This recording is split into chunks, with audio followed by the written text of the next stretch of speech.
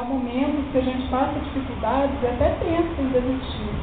Mas todas as vezes que eu penso isso, eu assisto esse vídeo e ele me dá força. Porque, glória a Deus, eu não tenho nenhuma limitação como a Vitória. Estou perfeitamente saudável. Amém, glória a Deus. A Vitória, com todas as limitações que ela tem, ela não olha para as circunstâncias. Ela não perde a oportunidade de estar evangelizando, de estar falando do amor desse Deus, que, como ela disse, é verdadeiro.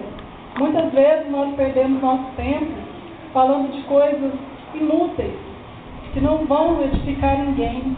E perdemos, às vezes, a grande oportunidade de falar do amor de Deus, de falar das mudanças que Ele trouxe nas nossas vidas. E isso, muitas vezes, pode ajudar uma pessoa. Quantas pessoas que nós conhecemos, depressivas, às vezes pensam em fazer alguma besteira, e que nessa semana, a partir desse dia de hoje, que vocês assistiram esse vídeo, que a gente não perca mais nenhuma oportunidade. A palavra de Deus em Atos 5,42 diz assim: e todos os dias, nos templos e nas casas, não cessavam de pregar e ensinar a palavra de Deus. Então, que nós possamos mesmo, todo tempo, estarmos mesmo, como eu havia falado com a Joyce há pouco, andar no Espírito.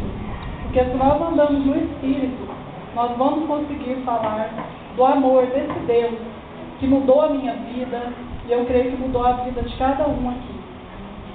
Amém?